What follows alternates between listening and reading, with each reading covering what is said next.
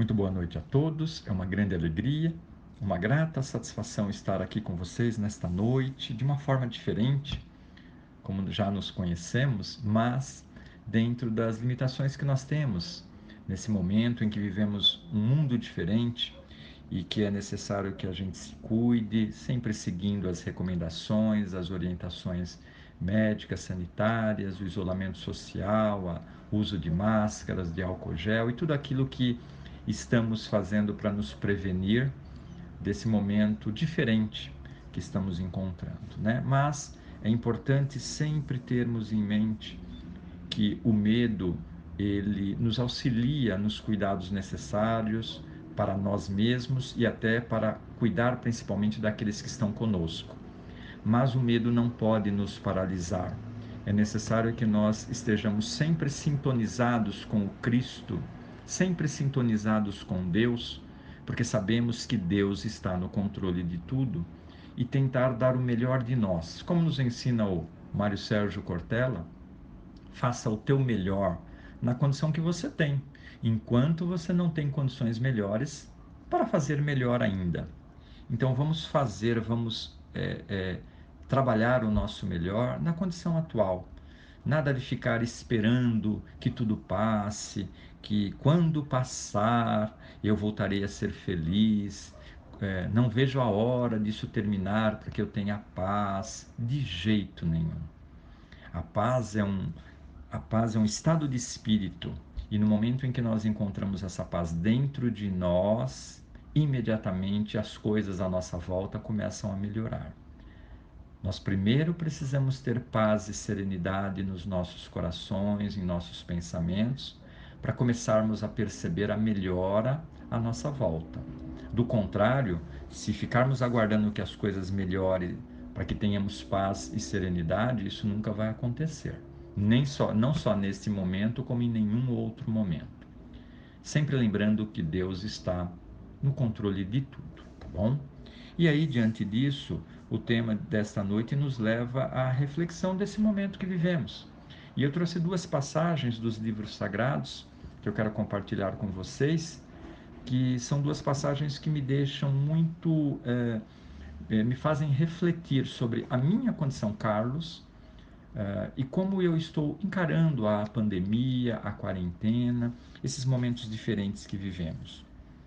Há uma passagem, a primeira, em Marcos, capítulo 10, versículo 46, que conta a história do cego de Jericó, de um pedinte cego chamado Bartimeu, filho de Timeu.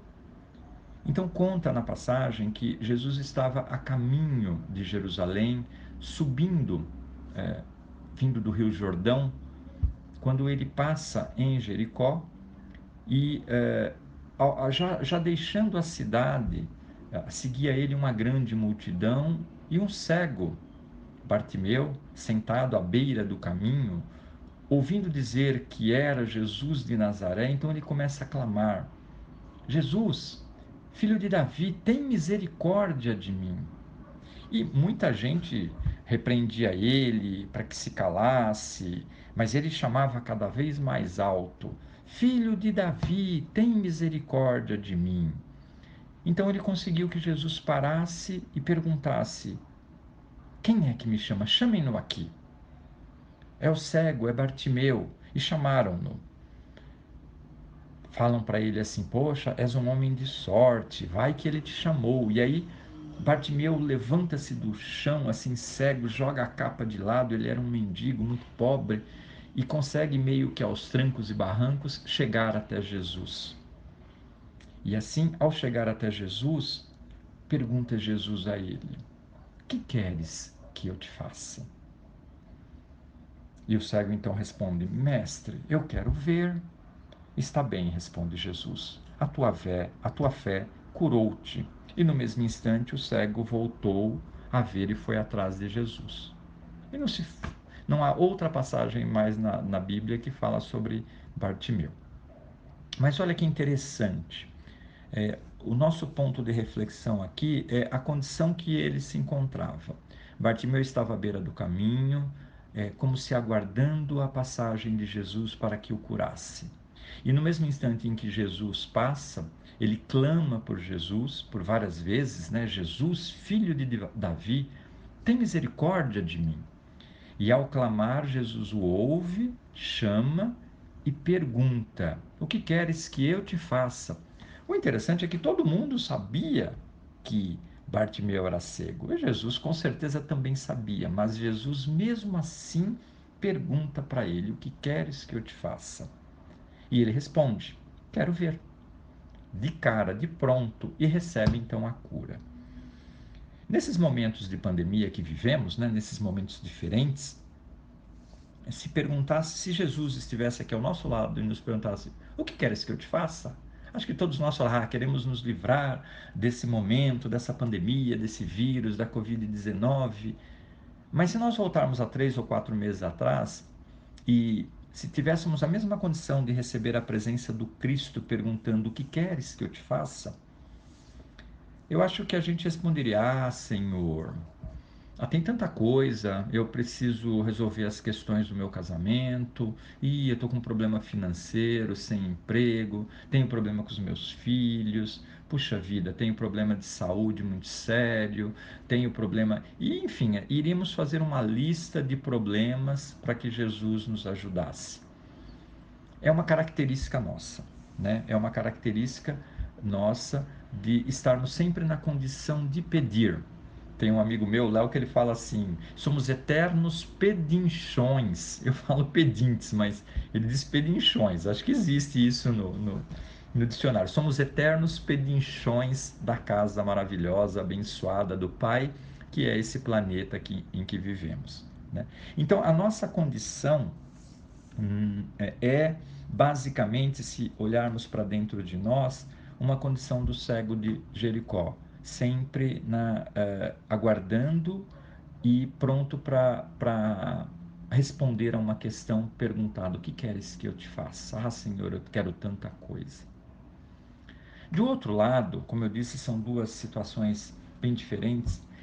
Eu gosto muito de uma passagem de Saulo de Tarso. Já contei para vocês várias vezes, muitos conhecem essa passagem em que Saulo de Tarso, a caminho de Damasco, já como perseguidor dos cristãos, Saulo de Tarso era muito culto, né? Muito poderoso, vivia no sinédrio, tinha muito poder, era muito influente, e ele não conheceu Jesus, mas ele não acreditava que o Cristo era o Messias. Então, portanto, ele vive perseguindo os cristãos e recebe uma informação que em Damasco havia reuniões de cristãos, acho que no cemitério, ou nas catacumbas, enfim, em lugares secretos, e ele consegue uma autorização para ir até Damasco prender esses cristãos, que depois seriam jogados às feras, nos circos de horrores da época de Roma, na Roma antiga. Muito bem. A caminho de Damasco, já vendo as muralhas de Damasco, ele então percebe uma luz muito forte, ele cai ao chão, se ajoelha e vê a presença maravilhosa do Cristo no meio da luz, se aproximando dele, que fala: Saulo, Saulo, por que me persegues? Ó Senhor, quem és tu? Eu sou o Cristo, aquele que persegues. E aí Saulo, percebendo a presença do Cristo, a presença majestosa no meio da luz, imediatamente se coloca na condição de humildade e diz: Senhor, o que queres que eu faça? E aí Jesus vai lhe orientar a entrar na cidade de Damasco, procurar Ananias, e a partir disso, Saulo de Tarso vai ser batizado e se torna Paulo de Tarso, o grande divulgador da Boa Nova do Cristo por toda aquela região. O mais importante aqui dessa passagem é a frase que Saulo pergunta para Jesus: Senhor, o que queres que eu faça? E gozado que Saulo fica cego também. E aí ele fica durante 3 dias cego e Ananias vai curá-lo dentro de Damasco 3 dias depois. Mas a frase marcante do momento que ele diz: Senhor, o que queres que eu faça? Do outro lado, iniciamos a nossa conversa falando do cego de Jericó chamado Bartimeu. E a condição era Jesus perguntando para ele: Bartimeu, o que queres que eu te faça? E aqui nós temos uma condição: Senhor, o que queres que eu faça? Percebemos claramente esses dois pontos, pois este é o momento de refletirmos sobre isso. Em que condição nós nos encontramos atualmente? Nós nos encontramos na condição de Bartimeu, aguardando por Jesus para que ele o cure? Ou estamos, como Paulo, na condição pronta do trabalhador já aguardando para encontrar o trabalho? Ou seja, de um lado nós temos Bartimeu necessitado da presença, do auxílio, da ajuda do Cristo. Do outro lado nós temos Paulo pronto para trabalhar na seara do Mestre Jesus. Há um caminho muito longo entre Jericó e Damasco. Se nós olharmos, são mais de 400 quilômetros de distância entre Jericó e Damasco. Como se nós pudéssemos fazer uma analogia e imaginar nesse momento a cidade de Jericó e uns 400 quilômetros de distância, assim, a cidade de Damasco. E um caminho. E imaginamos em que parte deste caminho nós todos estamos. Já levantamos de Jericó e começamos a nossa caminhada para Damasco? Estamos no meio do caminho? Estamos na metade, finalzinho do caminho? Em que momento estamos nesta pandemia? E aí eu falo nesta pandemia porque é nesse momento que estamos sendo pressionados para trabalhar. Há uma rede de solidariedade trabalhando. Há um movimento dos céus em favor da humanidade. Há, neste momento, as condições, talvez não as melhores, mas que a gente possa dar o melhor de nós nesta condição, sempre respeitando absolutamente todos os princípios médicos de isolamento social, de cuidados com a família, de ficar em casa, de álcool gel, de uso de máscara. Mas é um momento propício para o trabalho. Há uma humanidade necessitada. E qual é a condição que nós nos encontramos? Porque se ouvimos com muita frequência nesses tempos se falar que o planeta está em transição e que há uma mudança, estamos caminhando o planeta está saindo de provas e regenerações para um mundo de provas e expiações para um mundo de regeneração, um mundo melhor. E ouvimos isso nas palavras de Jesus: bem-aventurados os mansos, os pacíficos, porque eles herdarão a terra. Então a gente observa este planeta melhorando, mas nós precisamos olhar para dentro de nós. Nós estamos melhorando? Somos dignos, absolutamente dignos, de continuarmos nesse planeta de regeneração, de migrarmos para esse planeta? Qual é a nossa atitude perante as adversidades, perante as tempestades? Um medo que paralisa e esperamos passar tudo isso para voltarmos a ter a nossa vida?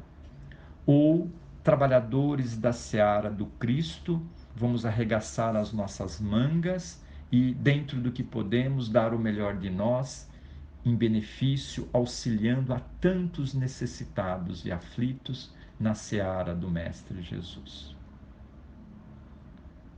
Vibremos muito amor por todas essas pessoas e famílias que estão perdendo seus entes queridos, por aqueles que estão nos hospitais, nos leitos de dor. Vivemos muito amor por todos os nossos irmãos. Que assim seja, graças a Deus. Amém.